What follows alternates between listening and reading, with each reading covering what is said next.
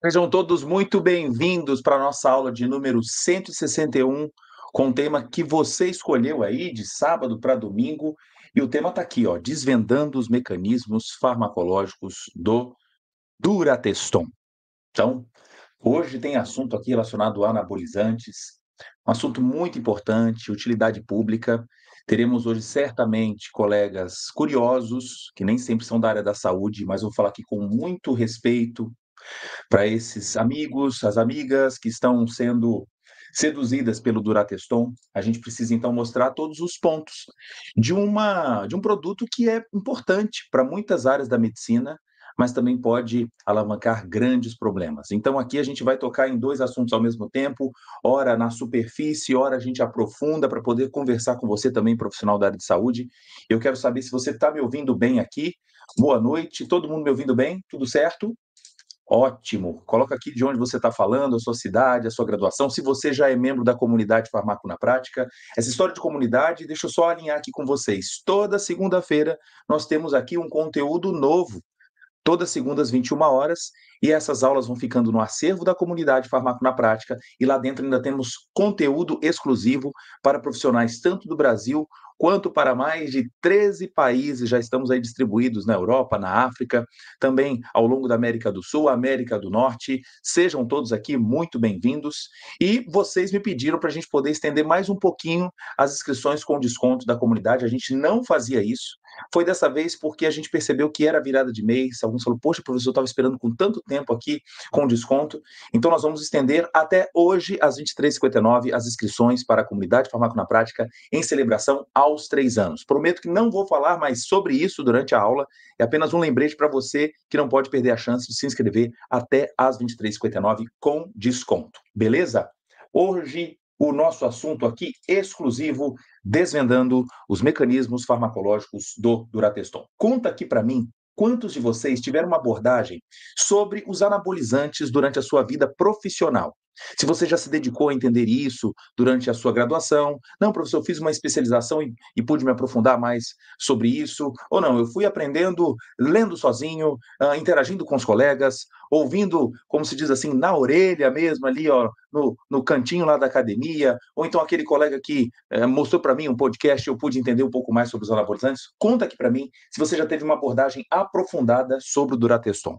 É o momento hoje, então, para você abrir o seu caderno, já colocar aí o seu copo d'água do lado, caneta e, se possível, focar comigo durante essa viagem, que vai durar aí mais ou menos 1 hora, falando sobre o Durateston. É claro que tem Senta que lá vem história, é claro que eu vou tirar a dúvida de vocês, mas tenham paciência para a gente conseguir criar um trilho bem tranquilo até você chegar nos momentos das contraindicações, e aí, se por um acaso eu não abordei a sua dúvida, aí você vai lá e pergunta, tá bom? Olha que legal aqui, ó, farmacêuticos recém-formados, temos aqui graduandos, Doralice falou que nunca teve abordagem sobre isso, a Denise falou que aprendeu pouco, que sabe por ler mesmo sozinha. Então vamos aqui alinhar perspectivas nessa aula de hoje. Dá tempo de você convidar mais colegas para estar conosco aqui ao vivo, até porque você pode temperar essa aula com uma dúvida muito importante, tá bom?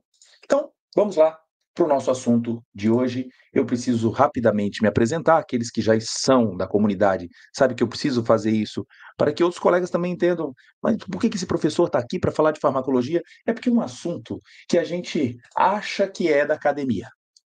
A gente pensa que somente lá na hora de fazer a prova e de resolver alguns problemas relacionados a prescrições é que está a farmacologia. Mas no seu dia a dia, dentro da sua casa, na hora do almoço, na hora da academia, na hora de você ir para a escola, sempre tem um assunto relacionado a medicamento. Então, quem sabe hoje seja mais um momento aqui extremamente produtivo para você conversar com seus filhos, com aquele seu priminho que está seduzido lá com 18 anos, doido para dar uma crescida, para tomar o suco, né? Tomar o suco e não sabe dos outros riscos relacionados ao Durateston.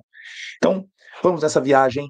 Sou o professor Tiago de Mello, sou pós-doutor em farmacologia lá na Espanha, na Universidade de Santiago de Compostela, com mestrado e doutorado em fisiologia pela Federal do Espírito Santo e graduado em farmácia em Ouro Preto. Sou pesquisador na área de farmacologia translacional e o nosso objetivo aqui é incentivar o uso crítico, ético e racional dos medicamentos. Sou professor da Universidade de Vila Velha, na área de medicina e da pós-graduação, para alunos de mestrado, doutorado e pós-doutorado, e bolsista em produtividade pelo CNPq na área de farmácia. Então, o nosso objetivo sempre aqui é trazer informações pautados na ciência, né? Ciência, que do latim quer dizer conhecimento. Então, estamos todos no mesmo barco. Essa aula não tem uma finalidade apenas para médico, ou só para farmacêutico, ou só para enfermeiro, para educador físico, mas também tem uma visão para o paciente. Que seja aqui um momento de utilidade pública para a gente poder ter chance de tocar em vários aspectos do Durateston e não colocar aqui para você A mais B, 3 minutos, fechou. Você precisa ter uma ideia final, e aí, se depois que você assistir essa aula, falar, mesmo assim eu quero correr esse risco, ok, aí é por sua conta e risco. Mas não é brincadeira essa história das concentrações suprafisiológicas de testosterona. Vamos lá. Então, a gente vê notícias que não são apenas do Brasil sobre o abuso de esteroides. A BBC de Londres aqui tocando no assunto desse consumo exagerado e de pessoas que geralmente têm algumas opiniões assim muito controversas. Alguns dizem assim: como eu não fumo nem bebo, eu acho que não há problema em tomar esteroides. Ou seja, como se ele estivesse livre do problema somente porque faz uso de Durateston, de Decadurabolin, tantas marcas, mas são de substâncias que podem estimular a mesma fechadura dos receptores da chamada testosterona. Bom, para te provocar logo hoje, eu tenho aqui a visão de 4 câmaras através de ressonância magnética, 4 imagens diferentes. Eu queria que você falasse para mim, quais imagens das 4 aqui, A, B, C, D, revelam quem faz uso de anabolizante? Só para provocar você, assim, porque você não tem a mínima ideia do que você está mostrando aqui. Olha aqui o coração, ó. Olha o coração. Átrio, ó, átrio direito, átrio esquerdo, ventrículo direito, ventrículo esquerdo. Aqui eu vejo também uma imagem de cima, mas a gente também consegue acompanhar aqui, ó, o ventrículo esquerdo. Aqui de baixo também ventrículo esquerdo e aqui, ó, ventrículo esquerdo. Tá certo? Você está observando que as paredes não têm a mesma espessura? Ó, tem gente falando aqui que B e D. B e D. Vamos ver quem acertou. Ninguém acertou até agora. Olha só, quem fez uso de anabolizante aqui é paciente A, porque se você comparar a espessura da parede A, ela é bem maior do que a parede C. Então aqui é de quem usou e aqui de quem não usou. E no caso do B, também usou. E se você comparar com o paciente D, você percebe que a espessura, vamos pensar aqui como se fosse um ovo de Páscoa, a massa da casca é bem mais grossa do que do ovo aqui de baixo, ó. Então já temos uma mostra direta dos efeitos da hipertrofia cardíaca mediada pela testosterona. E aqueles que falam assim, não, não tem evidência na literatura, não tem risco nenhum, toca o barco, usa, toma o suco, tá tudo certo. Muita calma nessa hora. Todas as imagens que eu mostrar aqui para vocês, a aula está amparada em diversos artigos científicos que eu compartilho com todos os membros da comunidade Farmaco na Prática. Então, quem não acertou não tem problema. Uma hora a gente acerta, outra hora a gente aprende. Lembra disso? Então, já tem uma ideia aqui, ó, por imagem de ressonância, você observar a maior espessura da parede induzida por testosterona. Ok?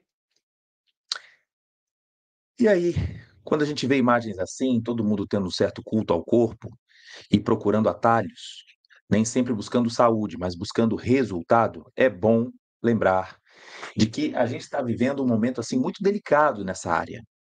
Problemas de donos de farmácia que compram remédios até roubados, dentre eles, além do famoso Ozempic, seus amigos, Venvance, Ritalina, tendo também Durateston nessa lista, porque o consumo pela internet é muito alto. E como se não bastasse o consumo, ainda existe problemas de produtos que são falsos. Nem é o próprio Durateston e as pessoas estão consumindo aí produtos falsificados. Deixa eu trazer um exemplo aqui para você, como ampolas dessa aqui, que assim, por uma certa inocência de muitos jovens, olham para a ampola e falam, mas está escrito Durateston, mas olha a fragilidade. Aqui embaixo está escrito Schering. Schering é o laboratório antigo que produzia Durateston. Hoje não é mais a Schering.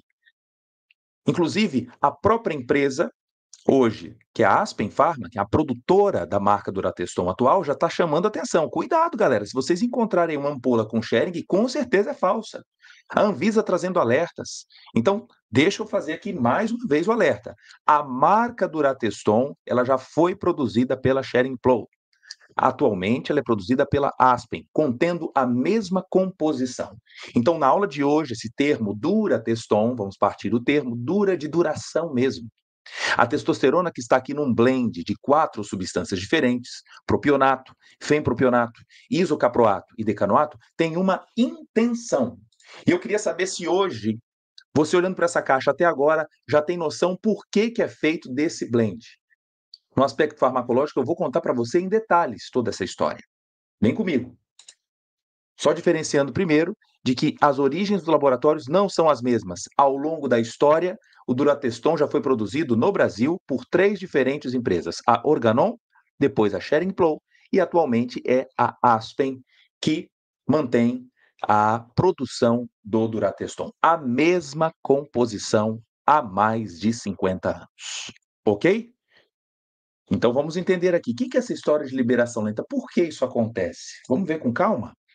Então, já deixo aqui para você essa ideia de que testosterona já se sabe desde a época da Bíblia. Não. Não, já se sabe desde quando Dom João VI chegou no Brasil. Também não. Aliás, se você olhar para essa figura comigo, você vai ficar surpreso de que a testosterona não tem ainda 100 anos de aniversário. Meu Deus. Antes, então, da Segunda Guerra Mundial, praticamente, ninguém falava sobre testosterona porque nem sabia que molécula era essa. Então veja que ao longo da história, o consumo, a administração de testosterona, ela passou a ter maior notoriedade, principalmente a partir da década de 50, pelo abuso, em alguns casos necessidade de reposição, mas é a minoria, e ao longo do tempo o seu consumo muito alto.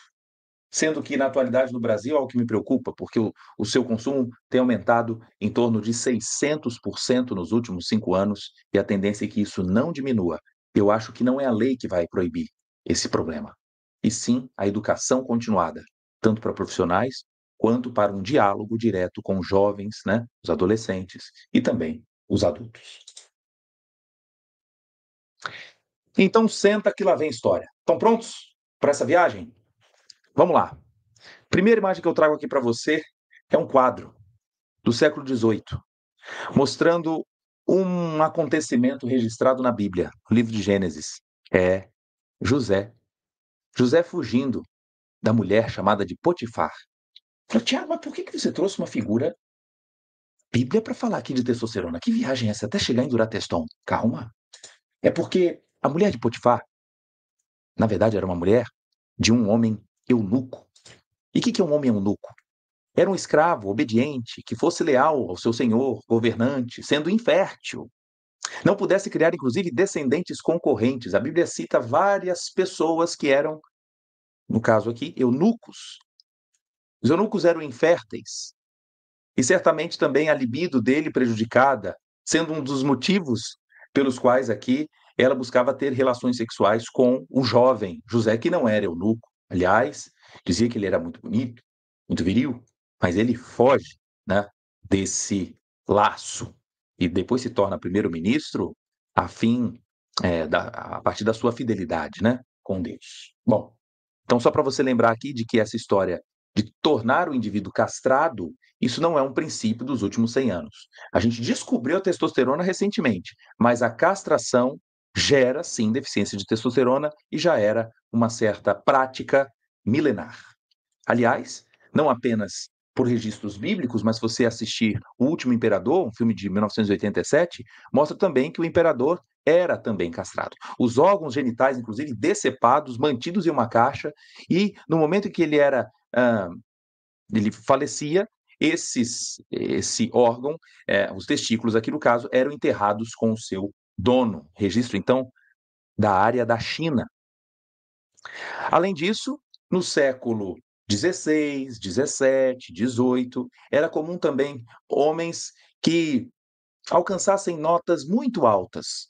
Então, aquele tenor, primeiro tenor, com uma voz assim mais fina, isso era também conseguido através de castração desses jovens para criar uma voz anormalmente alta. A prática era bárbara, muitos morreram da operação durante o processo cirúrgico e muitos que sobreviveram cometeram até suicídio. Né? Foi proibida essa técnica a partir do século XIX. Então, mais aqui uma influência hormonal de forma indireta através de um processo cirúrgico trágico. Até que um neurologista, no final do século XIX, faz algo inusitado. Charles Brown, inglês e também atuante na França, resolve fazer uma mistura de 1 ml de sangue da veia testicular, uma parte de sêmen e uma parte de suco extraído de testículos de cão ou então de porquinho da Índia. E aqui ele traz o primeiro relato dessa história. 20 dias depois ele fala, olha, uma mudança radical ocorreu em mim. Eu havia recuperado pelo menos toda a força que possuía há muitos anos. Eu era capaz de fazer experimentos por várias horas. Depois do jantar, eu era capaz de escrever um artigo sobre um assunto difícil. Meus membros, testados como um dinamômetro, ganharam de 6 a 7 quilos em força. O jato de urina e o poder de defecação ficaram mais fortes. E o povo empolgou com o relato de Charles Brown. Tem um detalhe aqui. O material que ele utiliza, através dessa mistura, não temos aqui a certeza quanto de testosterona tinha, mas nas revisões recentes mostra-se que não passava aqui ainda de um certo charlatanismo. Mas mesmo assim estimulou a ciência e empresas farmacêuticas, que eram mais decentes, a buscar hormônios que eram realmente eficazes. Então, essa ideia, um tanto quanto curiosa, no final do século XIX, despertou o maior entendimento da área para estudar os testículos. E aí nasce uma estratégia chamada da organoterapia. Eram usados, então, diversos tipos de extratos de testículos de animais para serem administrados nas pessoas, alguns até sendo administrados por via oral, e a gente sabe que a testosterona não é absorvida por via oral. Mas como, Tiago, ela não é uma proteína? Realmente não é uma proteína, mas é uma substância que sofre um intenso efeito de primeira passagem. Do inglês chamado de first pass metabolism. Ou seja, essa primeira passagem, quando a testosterona sofre a sua passagem pelos enterócitos, pelas células do intestino, ao passar pelo fígado, ela é confiscada. Ela é facilmente biotransformada, fazendo com que nenhuma testosterona por via oral tenha a chance de ser absorvida, como infelizmente alguns aí têm feito de abrir ampola, não querendo se furar para fazer por via intramuscular, quer tomar por via oral, não vai ter nenhuma chance de absorção da testosterona. Então, essa prática lá, no início do século XX, né, 21, 20, né, mais ou menos 1920, 1930, era uma tentativa de melhorar, então, o anabolismo. Veja que até essa época a gente não tinha a mínima ideia do que era a testosterona. Bom, como que a coisa começa a ganhar corpo? Com estudos, olha só, em galos, fazendo administração por injeção de extratos de testículo nos galos e percebendo que a crista dos galos começava a ficar diferente. Aqui era um animal castrado sem reposição e aqui do outro lado a crista do galo crescendo através da testosterona. Olha que interessante isso, né? Então, ainda não, medir testosterona está longe, a gente vai acompanhando aí. Primeira vez que eu estou pedindo aqui para você deixar o seu like, também se inscrever no canal. Muitos aqui assistindo e nem fizeram isso, né? Ativa o sininho também para você ativar as notificações. Vamos lá. Então, nessa ideia aqui do galo, pelo grupo de Moore e Koch, na época em Chicago, houve o primeiro insight para que pudéssemos entender mais sobre os hormônios sexuais. E aí, então, na Europa, houve a chance de isolar a androsterona na urina. Detalhe agora, quanto de urina para poder isolar a androsterona? 15 mil litros fornecidos pelos policiais de Berlim, que urinavam no mesmo recipiente, até então conseguir um volume adequado para que a Schering pudesse obter, pasmem, 15 miligramas desse andrógeno. Detalhe, primeira vez que eu mostro aqui na aula de hoje uma estrutura química. A gente vai precisar dela hoje. Então aqui, ó, testosterona, primeira molécula, que é realmente derivada do colesterol, contém um anel chamado esteroide, por isso o nome, pessoal, esteroide anabolizante. Esteroide é por conta desse anel de 4 membros chamado de ciclopentano peridrofenantreno. Ciclopentano, tá aqui, ó, peridro, não tem hidrogênio ao longo da estrutura, e fenantreno, esses 3 anéis. Então daí o nome. Testosterona, voltada aqui, ó, somente com hidrogênio em volta, somente aqui essa dupla ligação, e comparada a testosterona com androsterona, essa não tem dupla em volta, só tem aqui no cantinho. A diferença dela é muito pequena para a testosterona. Aqui uma carbonila e aqui uma hidroxila. Então, a primeira substância que foi retirada, imagina, né? Tirar aqui de 15 mil litros de urina a androsterona, que é um parente da testosterona. É bom lembrar que nessa época ainda não tinha sido dado nome para essas moléculas. O termo testosterona, você já vai ligar, né? Da onde que vem esse nome. Aí chega Ernest Laqueur, com seu grupo lá na Holanda, que extraiu 10 miligramas de quê? De testosterona, que ele mesmo deu o nome. A partir do quê? De 100 quilos de testículo de boi, de touro.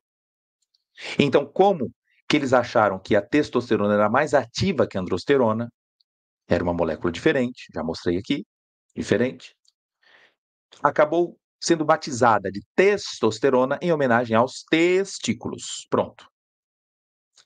A partir desse isolamento, criou-se também uma corrida para poder entender mais sobre a síntese dessa molécula. Aliás, de onde ela vem? Como é que é essa história? Isso gerou o Prêmio Nobel de Química em 1939, onde houve já um marco para a farmacologia clínica moderna e também da endocrinologia, porque pôde-se entender não apenas o isolamento da testosterona, mas também a rota de síntese, sabendo que ela, sim, era oriunda a partir do colesterol e extremamente produzida nos testículos. Que top, né? Então, olha só como é que é o caminho da aula de hoje. Eu não poderia começar a falar de Durateston, porque o que a gente está fazendo é apenas uma modificação pequena da molécula que todo homem e também as mulheres produzem. No caso dos homens, a sua síntese principal, 95%, está nos testículos, 5% na glândula suprarrenal. Nas mulheres, como não tem testículos, a sua produção de testosterona é principalmente na via da glândula suprarrenal. Beleza? Vamos lá. Então, nessa rota aqui, nós temos A origem, o colesterol, olha como isso ai, alguns reclamam. Ai, é muito difícil entender. Você imagina alguém que teve que começar do zero para saber primeiro qual era a molécula testosterona. Então essa rota de síntese ela foi melhor entendida, nos últimos aí, hã, vamos colocar 80 anos, tá. Então o colesterol pode gerar a pregnenolona, progesterona, por isso que em alguns momentos o médico, o farmacêutico, o nutricionista pede alguns intermediários. Eu quero saber como é que está o seu colesterol, eu quero saber como é que está o seu DHA, a androstenediona, alguns chamam de DEA, né? E também a testosterona, para saber se a síntese, a via está preservada. É bom lembrar que a testosterona disponível, ela não fica aqui parada. Ela pode ser convertida em outras moléculas, como o próprio estradiol. Então, o hormônio que prevalece nas mulheres, ele veio oriundo da testosterona. Que loucura! Quem é que faz isso, professor? A enzima chamada aromatase.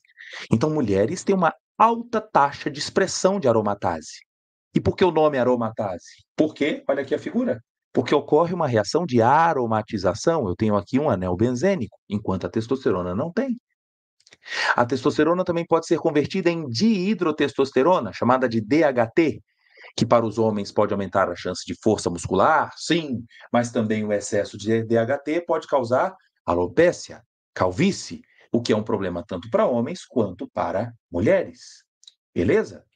Então, vamos agora viajar nessa conversa da testosterona. A sua produção ela não acontece ao léu, ela é finamente regulada. A sua origem principal testicular é mediada por uma ordem de um gerente. E o gerente está aqui, ó. Deixa eu sair da cena. Sai, Thiago. Aqui, ó. GNRH é o hormônio que sai lá do hipotálamo. Do hipotálamo, então, ele estimula a hipófise a produzir dois outros hormônios, chamado FSH e LH. E esses dois aqui é que ajudam na produção tanto de hormônios sexuais quanto na produção de espermatozoides. Para isso ficar muito claro na aula de hoje, porque você vai entender por que o Durateston pode influenciar na fertilidade. Lembre que essa rota do dono da empresa, do gerente e do seu alvo é finamente regulado. Quando o FSH, hormônio folículo estimulante, é liberado, ele estimula um grupo de células chamada de células de Sertoli, que se encontra lá na gônada, no testículo, estimulando a produção, então, de espermatozoide. Então, eu tenho aqui a espermatogênese. Quanto maior a quantidade de FSH, mais espermatogênese. A quantidade de LH determina agora a produção de testosterona pelas células de Leydig. Atenção, então, para isso. Leydig e Sertoli caminham juntas, uma produzindo testosterona, e isso é fundamental para que haja também chance do espermatozoide se desenvolver. Não tem como o indivíduo passar a produzir espermatozoide sem a contribuição também da testosterona. À medida que os níveis de testosterona sobem, ocorre agora um fenômeno que eu chamo do fenômeno da cantina. O que é o fenômeno da cantina? Tá lá a moça fritando pastel. Enquanto tem o momento do recreio, a molecada está comprando pastel. Daqui a pouco, o número de alunos diminui na cantina.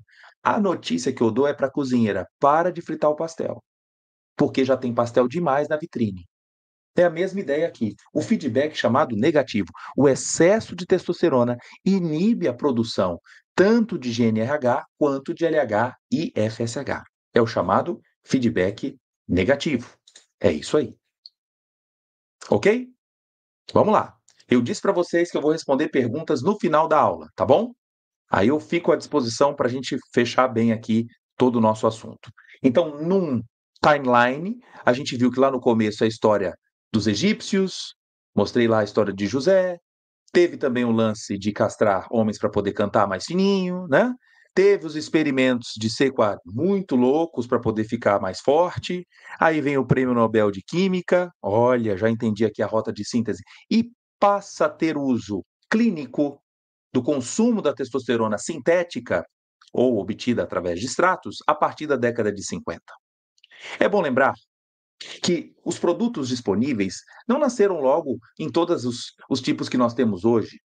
1-decanoato, decanoato, isocaproato, fenpropionato.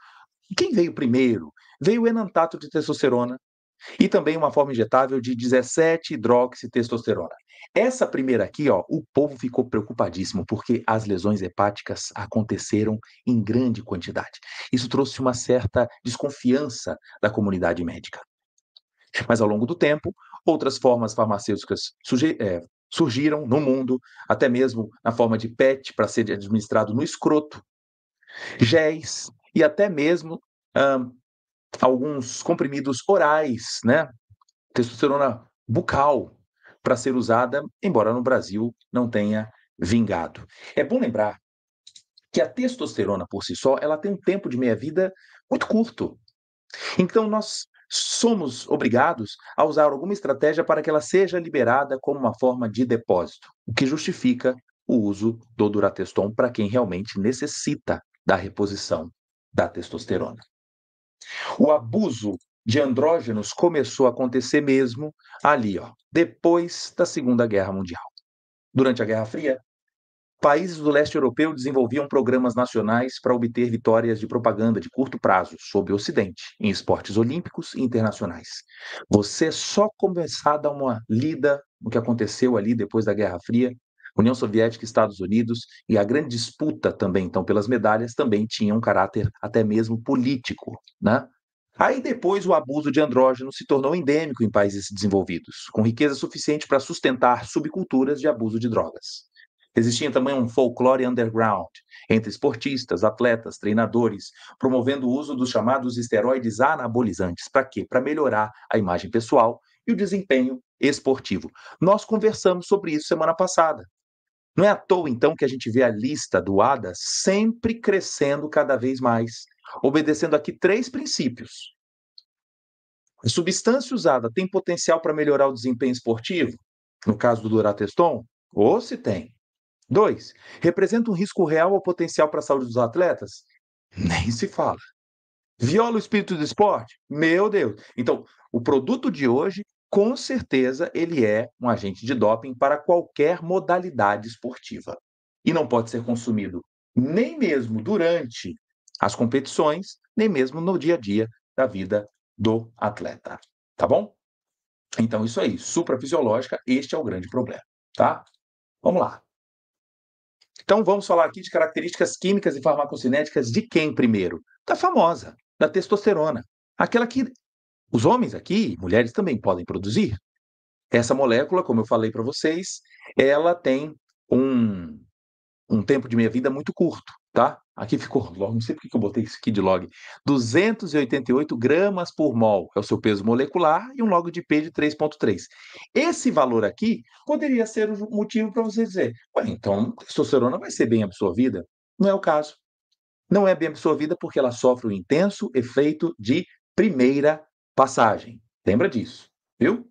Outra coisa, então, por via oral não rola, por via tópica, pode ser absorvido em torno de 10%, e o seu volume de distribuição é muito bom, 80 litros. Afinal, é uma substância extremamente lipossolúvel.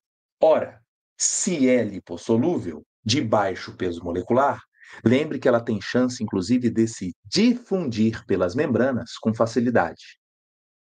Não é como o sódio, lítio, potássio, estruturas com cargas que precisam de canais para que haja passagem. A testosterona, ela passa pelo processo por difusão simples, pelas membranas, já que possui baixo peso molecular. Entendido? Isso aí, gente. Sapeca o dedo no like aí. Não se esqueçam. Muito bom. Então, ligação proteína plasmática, por ser muito lipossolúvel, ela vai ser carreada mesmo no sangue em pouca quantidade livre, em torno de 2%. O restante vai se ligar à albumina, ou então sobre uma proteína que a gente até pede nos exames laboratoriais, a globulina, que faz ligação aos hormônios esteroides, chamados de SHBG. Fisiologicamente, ela se liga mais ou menos 40%, mas se tem alguém que sapeca no Durateston, toma o suco e atinge níveis bem acima dos 900 nanogramas por decilitro, aí sim a proteína abundante vai ser a albumina. E aí essa HBG perde aí de lavada, cai para 15%. Então tá aqui essa proporção, deixa eu colocar melhor, um pouquinho mais ampliado para você ver. Olha aí, 44% se não estiver em níveis suprafisiológicos, em níveis quando se sobra demais, aí essa HBG perde na proporção. A albumina ganha nesse processo.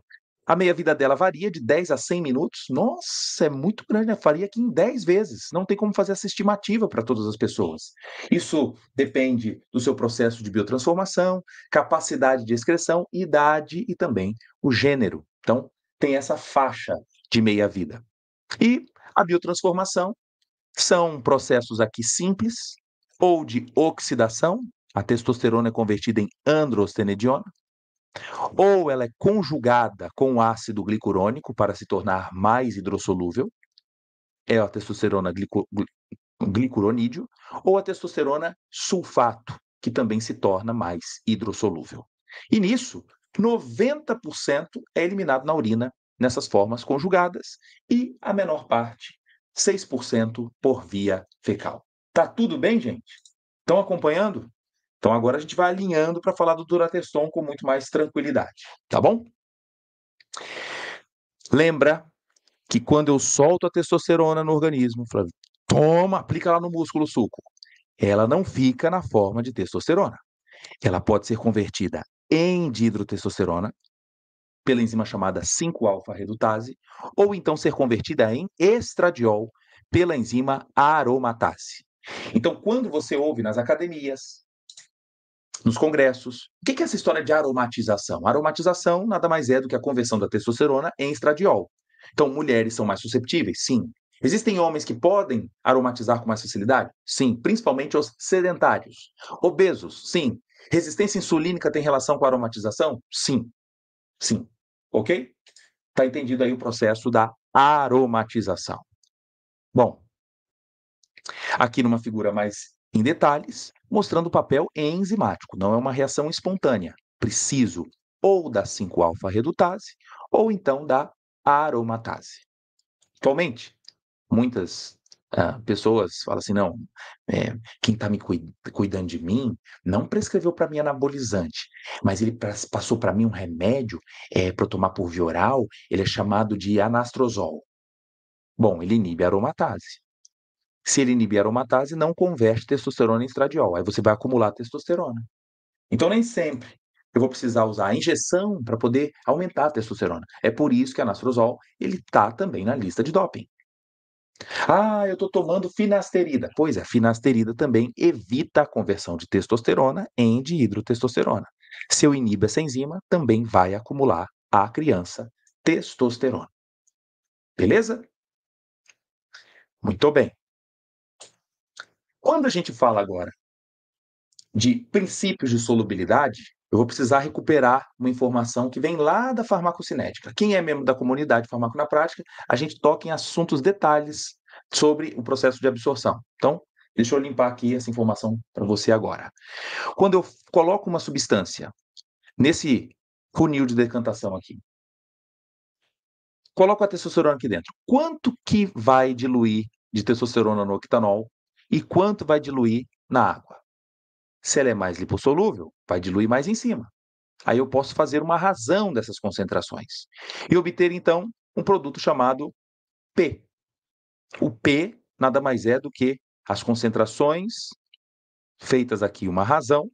Como esse valor ele dá numa escala de base 10, a gente usa um logaritmo para ter, então, o número cheio, usando só o expoente. E por isso nós usamos o termo log de P. Então, resumindo aqui, quanto maior o log de P nessa história, maior a lipossolubilidade. Eu falei para vocês que a testosterona sozinha, ela tem um log de P de 3.3. 3.3, quando a gente coloca numa faixa de log de P, você vai ver que ela pode ter uma boa chance de absorção por via oral. O detalhe é que a testosterona sofre efeito de primeira passagem. Então, vamos usar uma rota para fugir desse cachorrão que está lá, entre aspas, comendo a testosterona por via oral. E assim, então, é lançado no mercado um produto com um blend de 4 substâncias diferentes, que é o Durateston. Vamos entender agora o que acontece. Ô, caixinha de Durateston, chegou! Eu vejo aqui agora propionato de testosterona, fenpropionato, isocaproato, decanoato. Atenção para esse momento da aula que é o ouro aqui. Pouca gente te explica isso com detalhes. Tudo não é testosterona, professor? Para que ter os 4? Propionato, está aqui, ó. Ele está conjugado à testosterona. 1, 2, 3, prop. Esse prop aqui, ele tem um log de P que já sobe para 4,4. Então já vou ter uma testosterona mais lipossolúvel. Quando eu tenho fenpropionato, fen aqui é de fenil. Está aqui, ó. Fenpropionato. Está aqui. Esse log de P é de 5,8. 5,8, fenpropionato. No caso do isocaproato, é esse aqui, ó. Tá? Esse rabicho aqui está ligado à testosterona. Opa! Log de P bem semelhante ao fenpropionato. Então, os dois aqui vão ter um tempo de corrida bem parecido. E o mais lento de todos? O mais lento é aquele que tem a maior cadeia carbônica. O decanoato é de 10. São 10 carbonos aqui conjugados à testosterona. Isso faz com que o seu log de P suba para 8. E agora, então, vamos para um princípio muito importante. Quanto mais lipossolúvel o produto injetado dentro do músculo, mais ele vai ficar comprometido em ficar passeando pelas membranas das células musculares. Dificilmente ele vai chegar à corrente sanguínea com rapidez. Quanto mais hidrossolúvel ou menos lipossolúvel, mais fácil ele vai cair na corrente sanguínea. Então, qual é a finalidade de termos aqui os 4? Vão ser liberadas as testosteronas uma a uma pelos seus lotes, como acontece nas chamadas no voo. Grupo 1, grupo 2, grupo 3. Tem o grupo prioridade? Tem. Tem o grupo diamante? O grupo diamante aqui quem é? É o propionato. Quem é que vai ficar para o final? Grupo 5 lá, ó, decanoato. Porque ele é mais lipossolúvel. Professor, prova isso para mim. Eu estou confiando assim na sua informação. Então eu trago para você aqui um artigo que fez esse teste farmacocinético. Que top isso aqui! Um artigo de 2015. Achei em detalhes aqui para você. Espera aí, olha aqui. Ele provou que quando eu tenho propionato de testosterona, ele não dura mais do que 5 dias na corrente sanguínea. Aplicou em 3 pessoas diferentes e obteve então um pico de 2 dias. Então a galera que tá falando, não, quando eu aplico Durateston, cara, eu vou ter assim um em 2 dias e depois logo cai, tudo cai no 5º dia. Não. Por que não? Porque ainda eu tenho os outros que vão ser liberados. Depois do propionato, a gente tem o fenilpropionato, que tem uma presença que passa de 5 dias, chega em 10 e acaba ali logo depois. No caso do isocaproato, também vemos que até o 10º dia ainda tem isocaproato de testosterona. Que top! E agora? E aquela de cadeia carbônica longa? O grupo 5?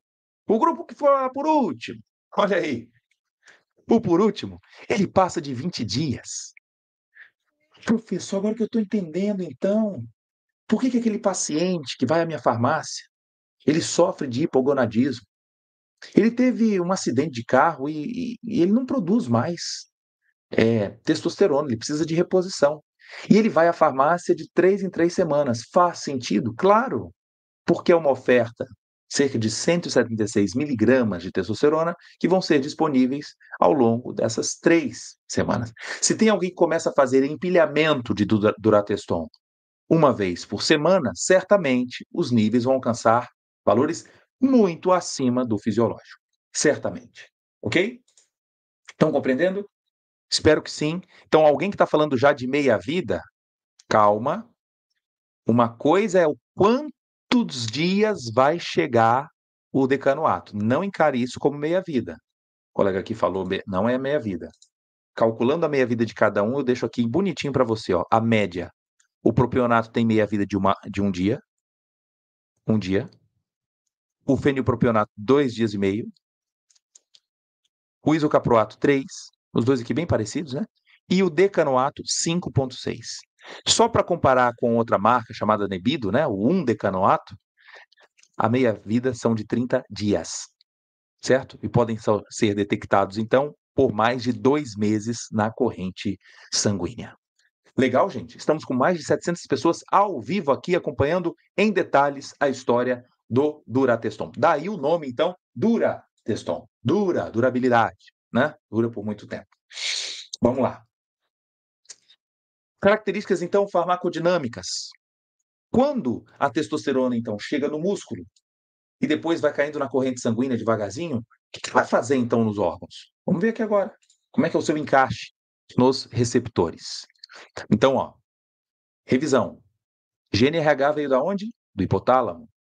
Estimula o LH, hormônio luteinizante. Nas mulheres, ajuda na ovulação. Nos homens, estimula as células de Leydig a produzirem testosterona. E aqui, com muito carinho, eu falo isso. A média de produção diária de testosterona é em torno de 5, 7 miligramas por dia. Alguns autores colocam como 3 miligramas por dia.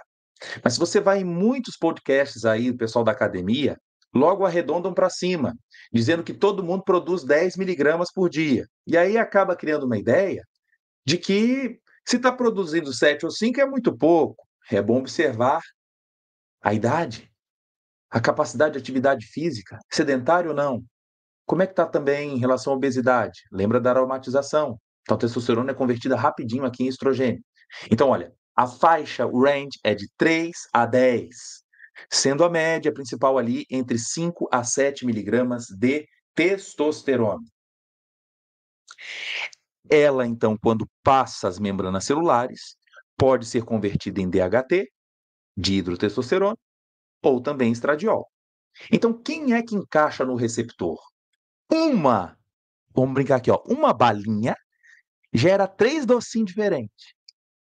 O docinho direto, que é a própria testosterona, é capaz de, ó, encaixar no receptor. Detalhe que este receptor, ele é citosólico. E ele migra até o DNA, sabendo então que esses hormônios têm um efeito a nível genômico. Ele interfere na expressão de proteínas. Até a proteína ser expressa e exercer o seu efeito, isso pode levar horas, dias ou semanas para ter efeito. Então, querido colega, que está esperando assim respostas absurdas da reposição hormonal ao longo aí de horas ou dias, isso não vai acontecer tão facilmente, porque eu necessito de ativação de receptores acoplados ao núcleo, ao núcleo. Então eu tenho receptores de androgênio, da própria testosterona, receptores para o DHT, que é o principal, por isso que essa seta está mais gorda, isso é verdade, e lembrar que o estradiol pode se ligar nos próprios receptores estrogênicos. Então, sabe aquele seu amiguinho que fez uso de Durateston e você não via ele há uns 6 meses? Você estava imaginando ele forte, como você viu da última vez na academia. Mas agora você percebeu que ele está com mamas. E essas mamas, chamadas de ginecomastia, têm um motivo. É porque parte da testosterona se aromatizou em estradiol. E na mama do homem também tem receptor para estrogênio, justificando a ginecomastia. Aí o que eles têm feito? Olha aí a farmacologia. Alguns logo começam seu ciclo fazendo uso de tamoxifeno, uma substância usada para o câncer de mama. Mas qual é a proposta deles? Tentar bloquear os receptores de estrogênio para que não haja o efeito adverso da ginecomastia. Aí que é a interação medicamentosa para tentar vencer um fruto do abuso da testosterona. Aqui uma outra imagem para fechar nossa ideia: testosterona sofrendo aromatização, convertendo em DHT, tá claro? E lembra que os receptores de andrógenos migram até o DNA para modular a expressão gênica. Claro, meu Deus, estão entendendo? Isso. Clomifeno é outra conversa. O clomifeno, ele estimula a liberação de FSH e LH. Se eu tenho mais FSH e LH, eu produzo mais testosterona. Então, nós podemos ter duas rotas para poder elevar os níveis de testosterona, certo? Ou oferecendo as formas de depósito, como mostramos, ou através do clomifeno, que cabe aí uma outra aula somente para isso, tá bom? Imagens lindas, né? Estão gostando? Isso aqui é o da Frontiers in Endocrinology, de 2022, mostrando a mesma ideia e lembrando que essa molécula pode também sofrer hidroxilação e ser excretada. Outra imagem, mostrando a mesma coisa. Enquanto tiver ligado à proteína, não funciona. Uma vez na fração livre, cai no citosol, sofre a sua redução e se converte em DHT. Lembra que o principal hormônio androgênico é, na verdade, o DHT. É ele quem faz o binding, que faz a ligação e modula, então, a expressão de vários genes, dentre eles, olha aqui, PSA. Ah, então é por isso que o paciente, a gente tem que acompanhar o PSA dele. Sim, porque pode aumentar, sim, o antígeno prostático, pode aumentar o crescimento e também a sobrevivência de algumas células, é verdade, mas temos também os efeitos adversos, ok? Então, aqui, vamos já colocando cada vez mais na prática do dia a dia. Uma injeção intramuscular do Durateston foi feito e aí, queriam saber o seguinte: será que depois de uma aplicação, um dia depois, a força já acontece? É igual o Popeye, que quando comia o espinafre, logo em seguida é, conseguia vencer todos os problemas que o Brutus, né, gerava. É assim? Não. Não tem essa história de espinafre. É visto que a força, o desenvolvimento dela não tem diferença significativa quando eu fiz a reposição pré e pós. Nem força, nem também contração máxima.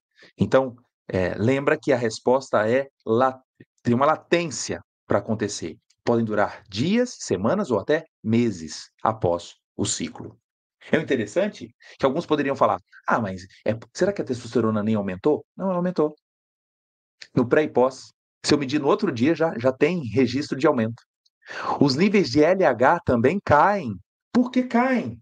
Pelo feedback negativo. Lembra da cantina? FSH não deu diferença, o LH deu. Estradiol deu diferença também, pela aromatização, já aconteceu. Gente, cada seta aqui é um paciente, tá? Pré e pós, cada setinha. E aqui, em relação à proteína de ligação, a testosterona não alterou. Então, neste estudo, foi visto que testosterona aumenta, LH reduz e o estradiol já eleva em um dia de administração. Continuando, quanto aos efeitos que a testosterona promove, tanto endógena quanto se aplicada como o Durateston. O que vemos? Revisão aqui, hein?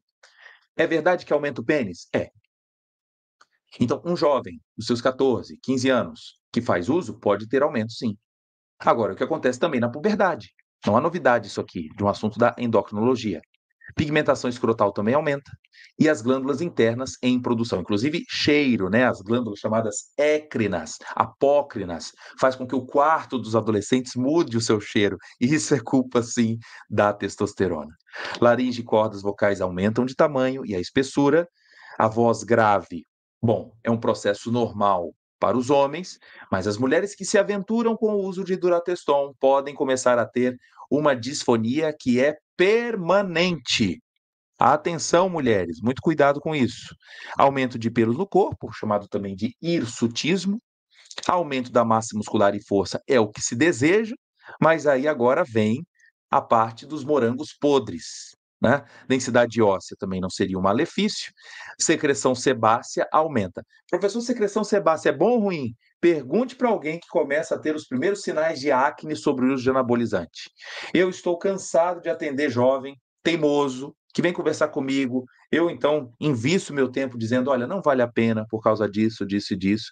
Ele espera mais 2 semanas, daqui a pouco ele manda mensagem para mim: Tiago, estou desesperado, olha meus exames. Aí mostra para mim testosterona de mais de 1.500 e o rosto todo pipocado igual um choquito. Isso é culpa do quê? Do excesso da secreção sebácea que permite, né, o crescimento muito mais fácil das bactérias, Propionibacterium acnes, desenvolvendo os quadros inflamatórios de acnes severas por uso de anabolizante. Nesse caso, lavar o rosto é uma tentativa paliativa, mas nem sempre tão fácil de reversão. Aumento da libido. Então, aqui o colega perguntou: impotência acontece por quê? Muita confusão nessa hora. Peraí. Enquanto ele está sob uso do anabolizante, ele fala: é mentira. Mentira? Eu, hein? Eu tô com vontade mesmo. Para mim não dá nada, não. Realmente. enquanto ele está sob exposição de excessiva quantidade de testosterona, está tudo bem. O lance é que quando ele suspende o tratamento e o feedback negativo ainda está existindo, ele deixa de produzir lá nas células de Leydig. Então ele pode passar por um momento de pico, mas logo depois vem o vale.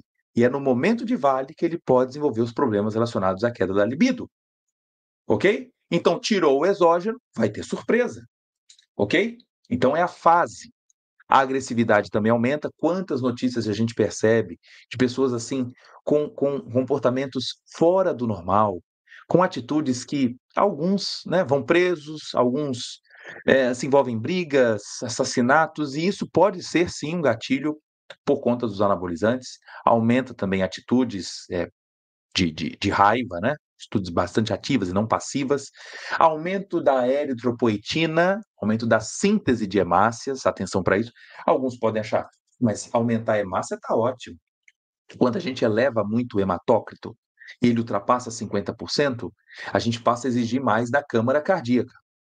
Lembra que a hipertrofia cardíaca pode existir por uma influência direta da testosterona, mas também pelo aumento da demanda. A força de ejeção tem que ser maior porque a gente está aumentando a viscosidade do sangue. Com detalhe, a testosterona aumenta a chance de apneia do sono. O indivíduo, então, dormindo e para de respirar várias vezes, a tensão de oxigênio começa a baixar. Qual é o gatilho para a produção de eritropoetina? É também um momento de hipóxia. Então, pessoas que sofrem de apneia, já usa anabolizante e ainda tem um estímulo próprio para a eritropoetina, ficar de olho no hematócrito desses pacientes, pelo aumento da viscosidade do sangue, ok? Essa ideia, então, do sangue grosso é pelo aumento do hematócrito, ok? Indicação terapêutica, então, para quem que serve o Durateston? Para que ele está no mercado? Ele é importante ter no mercado.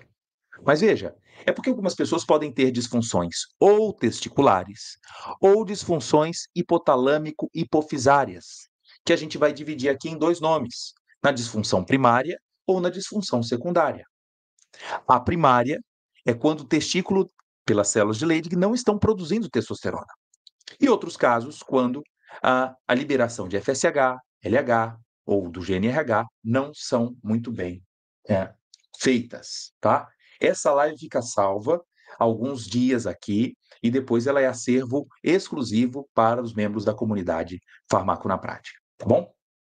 Então, voltando aqui na figura, ó, eu vejo LH e FSH estimulando as células de Sertoli e Leydig, lembra disso? Mas se eu não tiver os hormônios, de fato, eu não vou produzir a testosterona. Então, chamamos isso de uma disfunção secundária, ok? Secundária.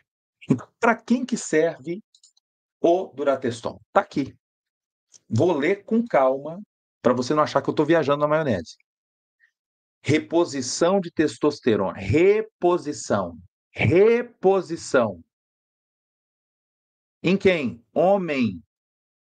A indicação terapêutica de Durateston não é para mulheres. E os homens precisam estar portando alguma condição de hipogonadismo primário ou secundário. Ou foi congênito, ou foi adquirido, foi por quimioterapia, foi por acidente, foi por torção testicular, não sei. Quando houver confirmação de deficiência de testosterona, os valores estão lá em torno de 80 nanogramas por decilitro, 120, 150, eu preciso então fazer reposição. Ok. E certamente os níveis de FSH e LH desse paciente vão estar altos, mostrando que a disfunção pode ser de fato primária. Se os níveis estiverem reduzidos de FSH e LH, vão denotar que é uma disfunção de ordem central. E aí a gente então vai precisar ou repor testosterona ou tentar um estímulo maior com clomifeno como alternativa. O simpático é estimulado por quem? Não entendi aqui a pergunta. Tá bom? Beleza?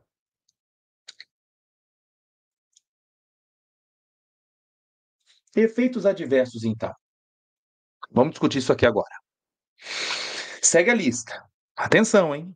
Ó, já vi prescrição para mulheres na menopausa de Durateston. Oh, meu Deus, não faça isso. Não faça isso. Muito cuidado. tá? Qual é a vantagem da testosterona tópica? É que a sua absorção ela é mais baixa, lembra? 10%. E caso haja algum efeito adverso, a simples suspensão, eu não tenho ali um sistema de depósito, como a associação das 4 substâncias. Hein? Propionato, fenpropionato, isocaproato, decanoato.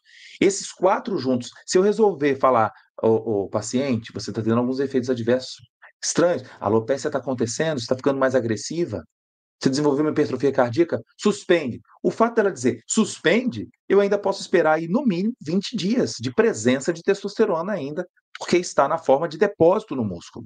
Sendo então mais vantajosa a estratégia por via tópica, ok? Aqui, ó, como reflexão para o final da aula, alendronato e testosterona. Não, são vias totalmente diferentes, Carla. Alendronato inibe a ação osteoclástica, não tem nenhuma influência anabólica, né? Então, para pacientes com osteoporose, uma alternativa paliativa seria reduzir a ação osteoclástica. Tem pacientes que, no hipogonadismo, precisa até fazer a reposição da testosterona e fazem uso do alendronato. Tá bom? Então, vamos lá.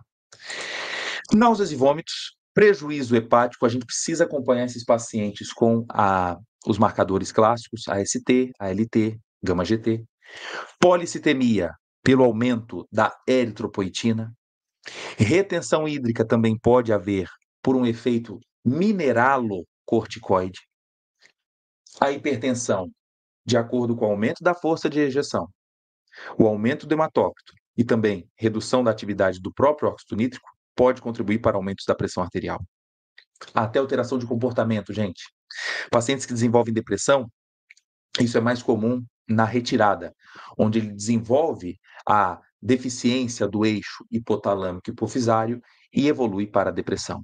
Ficam nervosos, com atitudes agressivas e alteração da libido. Durante o uso, aumenta a libido. Suspendeu, a libido tende a cair.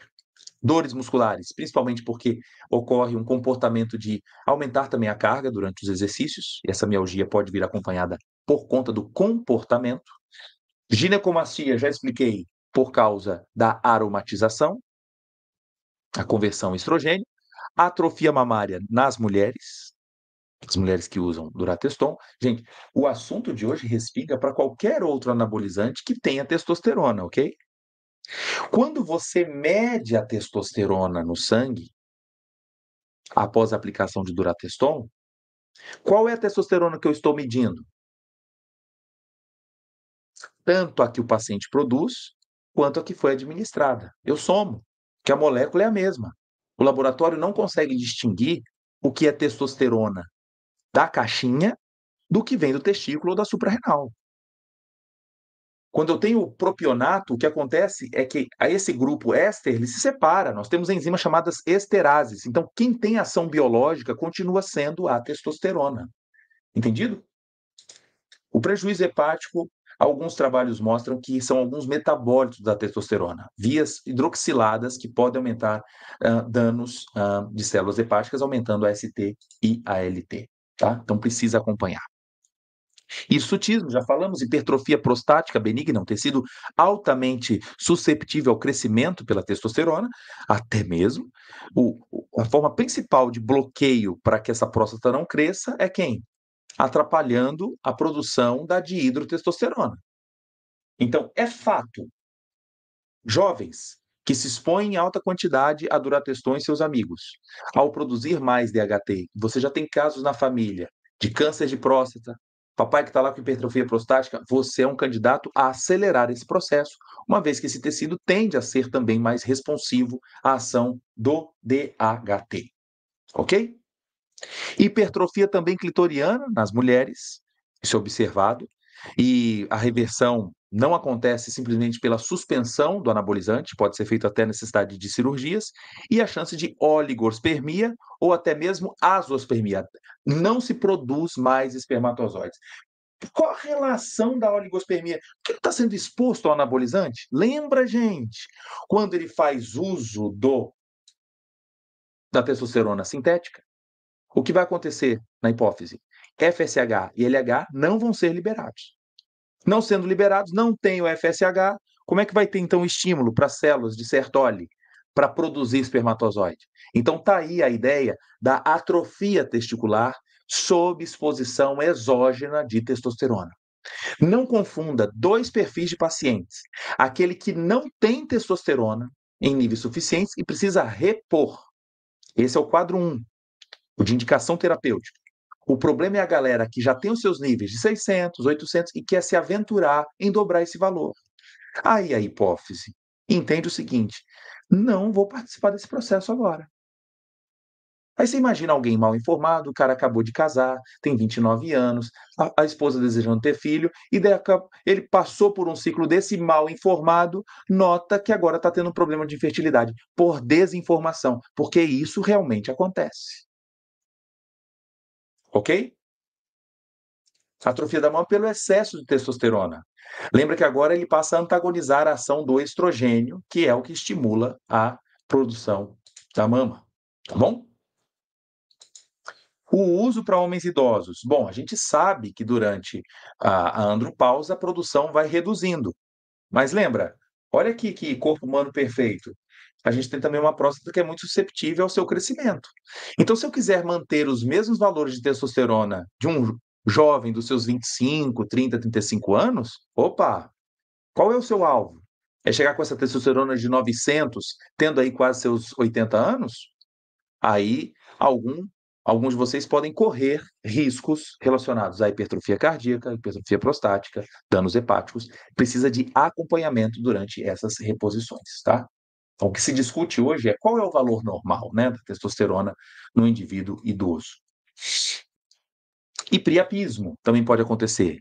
O prolongamento da ereção peniana, um alerta aqui, principalmente para a galera que associa trazodona, Viagra, tadalafila, mais anabolizantes, a chance de priapismo aumenta. E também o hipogonadismo pela supressão do eixo hipotalâmico hipofisário.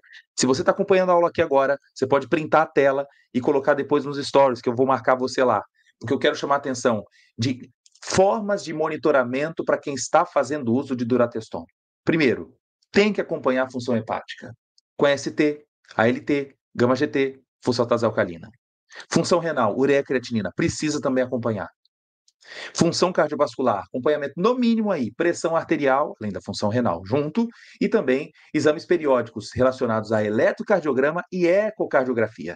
Eu preciso saber como é que está a fração de ejeção desse jovem, ou dessa jovem, que eu não faço a indicação mesmo, né? Hematopoética, se os níveis de hematócrito passaram de 50%, abre-se também aí um grande alerta pelo aumento da viscosidade e aumento da chance de trombos. Gente, não é brincadeira não. Comportamento. Observe também como é que ele está mais irritado no dia a dia, mais agressivo, libido também aumentada. Isso pode ser influência direta da testosterona. Marcadores tumorais, no caso aí dos homens, de forma indireta, o PSA, das mulheres, o CA15-3, que é um importante marcador também de tumores de mama, ok? Olha aqui, assistindo e aplicando. Não sei se você tem hipogonadismo, não sei o motivo.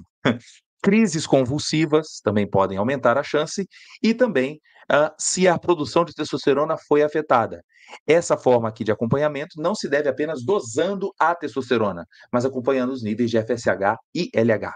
Se eles estiverem muito suprimidos, isso é a prova de que houve supressão. Deixa eu até, inclusive, mostrar aqui para você uma prova disso. Vocês estão achando assim, professor, é meio teórico, né? Isso não está no dia a dia. Deixa eu te mostrar aqui para você já pensar fora da caixa. Eu estou aqui diante de um paciente que resolveu arriscar. Olha aqui. Claro que eu tirei o nome dele. Mas falou, Tiago, eu tinha esses valores de testosterona muito baixos, eu comecei a fazer suplementação. Aqui, ó. Para quanto que foi? 2.500. Falei, mas isso não tá legal. Eu quero ver os seus outros exames. Não, pois não, vou te mostrar. Bom, o que você espera? Como é que tá os níveis de DHT dele e de estradiol? Olha aqui, ó. Na prática, testosterona livre dele alta, dihidrotestosterona 902 valores para homens até 790, também já está sobrando DHT, e estradiol, será que está aromatizando? Tá ou não? Sim, os valores adultos até 44, o dele está 76. provando que está havendo sim uma importante aromatização. Aí vem a pergunta: sabendo que existe a regulação pelos níveis de LH e FSH, como está esses valores nesse jovem usuário de anabolizante? Está aqui, está aqui. Aí você mesmo conclui: LH inferior a 0,01, FSH inferior a 0,05. Não é brincadeira, gente. Isso aqui não é mágica, não. Isso aqui é fisiologia, é farmacologia, é acompanhar o tempo todo. É um ótimo exemplo, é do fisiculturista. Pô, quantos, amigo, quantos casos que nós temos assim? Então, o alerta, esse jovem aqui está com uma supressão severa da sua produção endógena de testosterona. Está precisando fazer reposições aí periódicas, porque não está com seu eixo recuperado.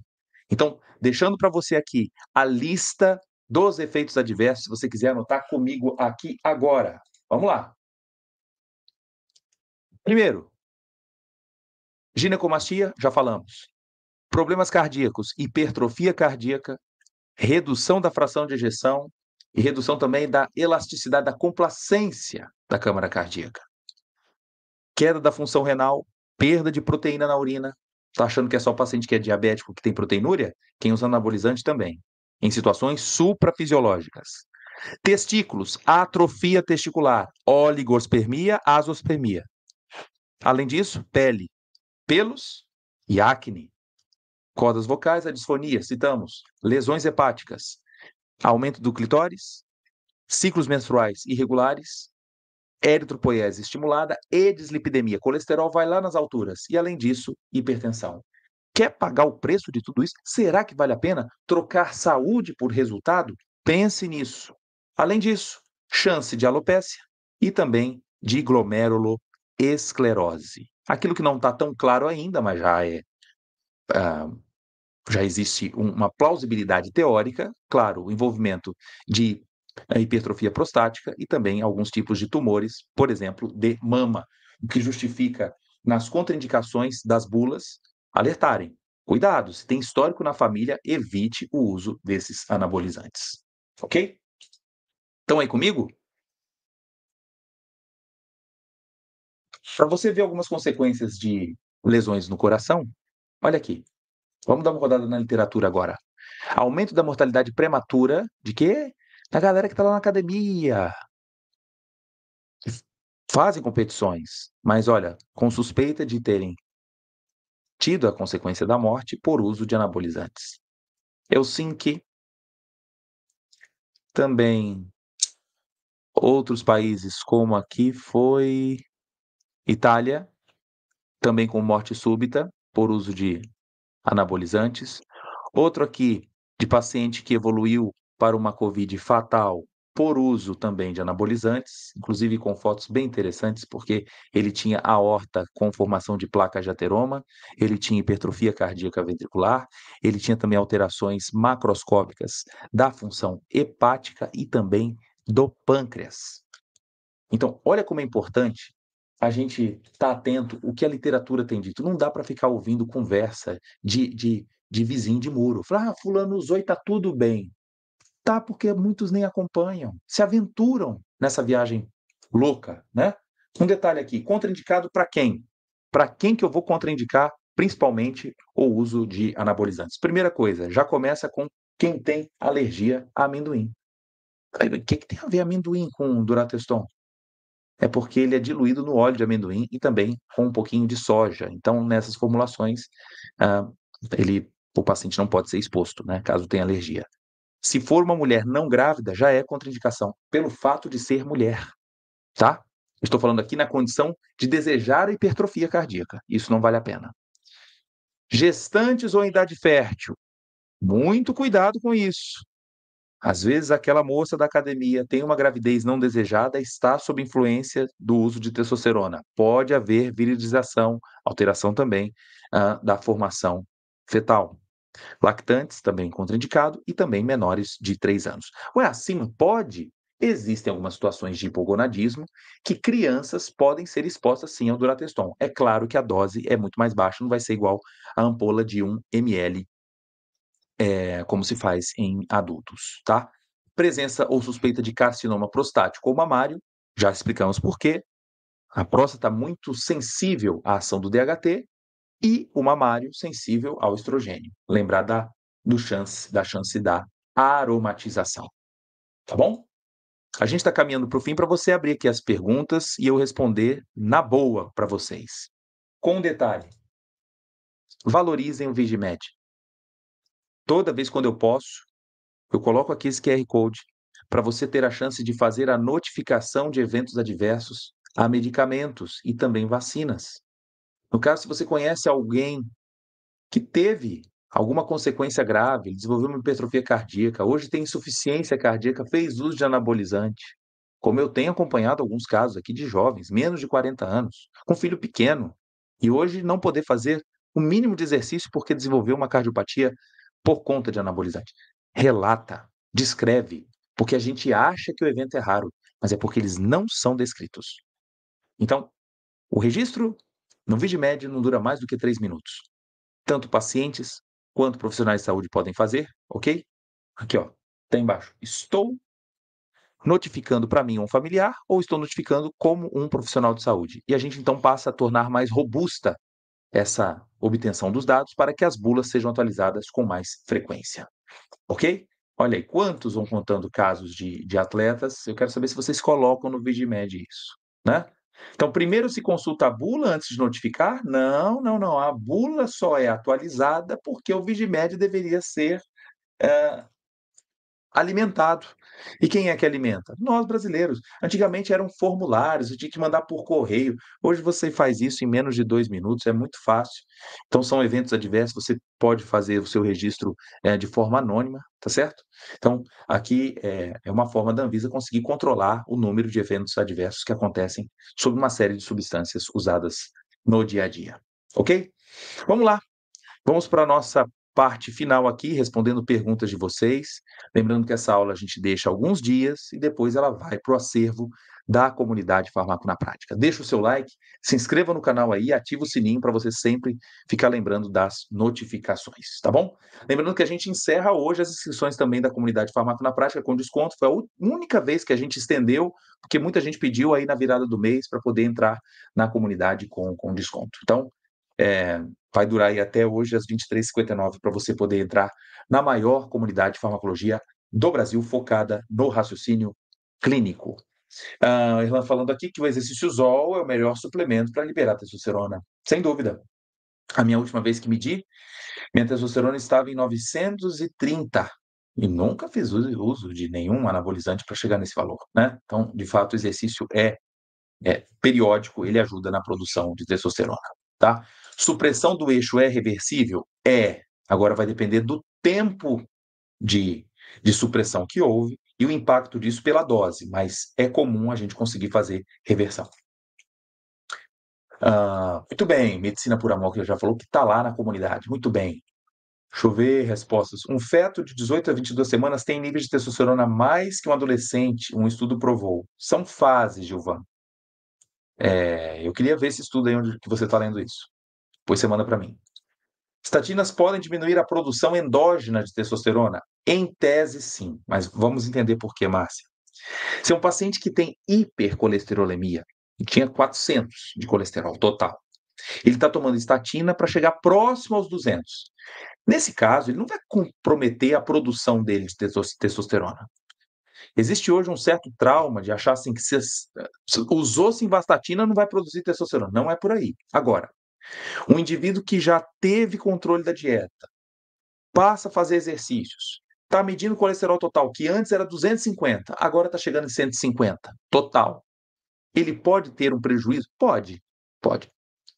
Mas não vamos colocar isso aqui como uma regra. Eu preciso acompanhar como que está sendo a evolução dessa queda de colesterol e se realmente é necessário manter o tratamento com as estatinas, né? Às vezes pode ser suficiente até uma troca de atorvastatina por simvastatina, Rosuva por simvastatina, já que ela tem um tempo de meia-vida menor, tá? E também considerar as condições cardiovasculares desse paciente.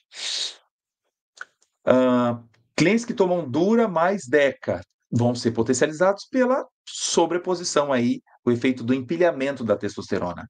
O assunto de hoje, se eu fizesse uma aula sobre Decadurabolin, seria muito parecido.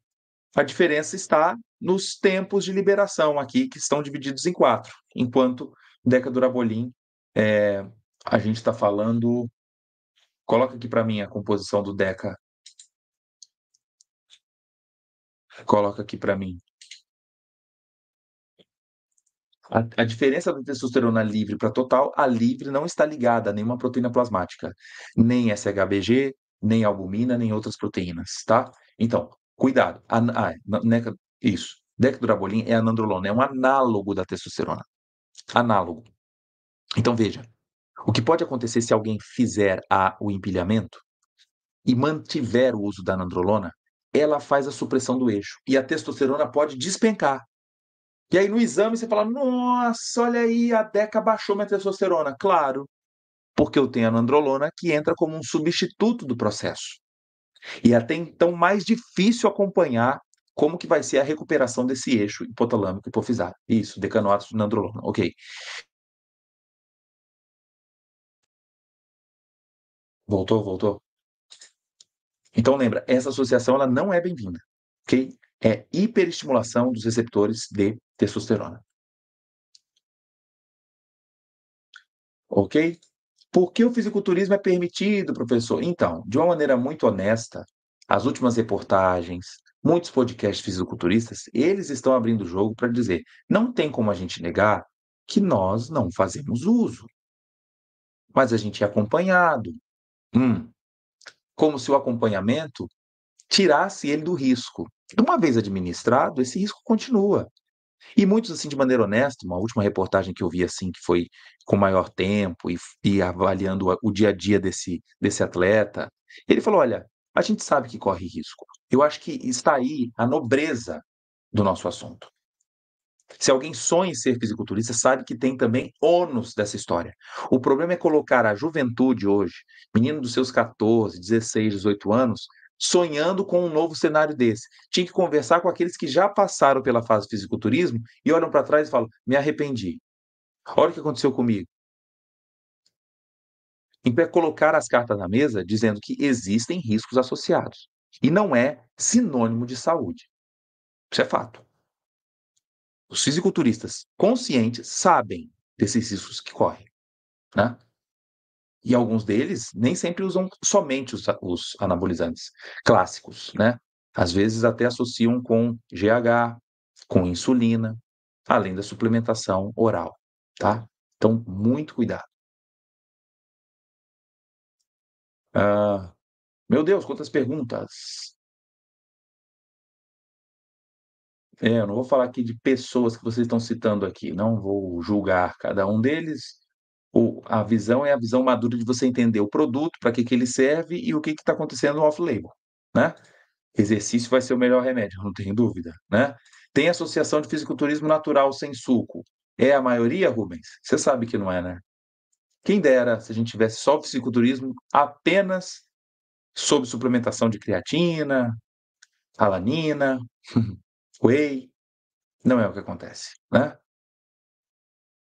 Melhor maneira de aconselhar um colega que é fisiculturista e faz uso de diversos esteroides. Pede para assistir a aula e vamos discutir, né? Não tem problema nenhum, gente. É educação continuada. Muitos é porque entraram no canto da influência. Olha, realmente, eu tomei, eu cresci, eu já estou aqui fazendo, é meu dia, é meu ganha-pão. Ok, mas ele tem que estar ciente dos riscos que corre pela suplementação suprafisiológica, né? Realmente é uma minoria. Separar a reposição. Isso. A gente tem que separar as coisas. Uma coisa é de quem precisa repor porque não produz. Um paciente com hipogonadismo após uma quimioterapia, porque ele teve câncer testicular. Ok, vai precisar tomar. Ele teve um tumor de hipófise. Ele teve um tumor de... É mesmo, ele fez uma hipofisectomia. Não vai produzir FSH-LH, vai precisar de repor. Ok. Não dá, então, para colocar aqui como uma ordem geral, né? Professor, só cheguei agora, mas a minha dúvida é se faz sentido a associação de duratriz. Não, não faz sentido. Não faz sentido. Tá bom? Ok. Lembrando que dentro da comunidade, se você já é membro, nós temos uma parte só de fisiologia endócrina. Então, eu fui falando de cada tipo de hormônio e nós temos uma aula inteira falando apenas sobre hormônios sexuais masculinos, outra aula somente sobre femininos, ciclo menstrual. Mostrei para vocês o que é célula de Sertoli, Leydig, o que são as células parafoliculares, qual é o trajeto para a formação do sêmen, o que é glândula bulbo-uretral, o que é próstata, o que é vesícula seminal, qual a importância do sêmen, o pH, a influência da frutose. Não perca essa chance. Você que já é da comunidade, assiste, né? Isso vai alinhar bastante com o assunto de hoje, ok? E quem não entrou, tem chance ainda de entrar até as 23h59, tá bom? Beleza. Prorrogou, então, a gente encerra hoje essas inscrições até 23h59 com desconto, tá bom? Paciente que faz uso do Durateston e sangra pelo nariz, pode ser aumento da pressão arterial, Cleusa, e também distúrbios da coagulação. Então, avaliar, pede aí para fazer um hemograma aí desse paciente, ok? E medida de pressão arterial dele urgente. Beleza? Indicado na pediatria em casos de hipogonadismo, onde a criança não produz facilmente. Ok? Olha lá, peguei meu exame de testosterona, 380, tenho 59 anos. Está no chão minha testosterona? Depende. Existem avaliações clínicas também desse processo. Se você tem a libido mantida, não tem queda de pelos, não teve sarcopenia, não há motivo de querer colocar esses valores em torno de 900, tá? Então é bom lembrar que nós temos uma interação fármaco-receptor. Existem receptores mais sensíveis, fazendo com que a sua produção de testosterona, sendo 380, seja o suficiente. Não dá para ficar comparando uma pessoa com outra. Tem gente que tem testosterona de 600, mas o receptor é menos ativo. Ele também converte muito em estrogênio, está aromatizando. Então, não olhe apenas para a testosterona isolada. Precisa fazer o acompanhamento aí, por exemplo, de estrogênio, DHT. Obrigado, meu povo. Aula 162, qual vai ser o assunto? Você vai escolher para a próxima segunda-feira. E um aviso: estarei, se Deus quiser, na quinta-feira em Aracaju. Atenção, pessoal aí de Sergipe. Vamos aí participar da abertura do Congresso Farmacêutico em Aracaju na próxima quinta-feira. Beleza? Obrigado, gente. Obrigado por tudo. Até semana que vem. Qualquer coisa, deixa a pergunta para mim lá no direct que eu vou respondendo vocês. Um grande abraço. Fique com Deus.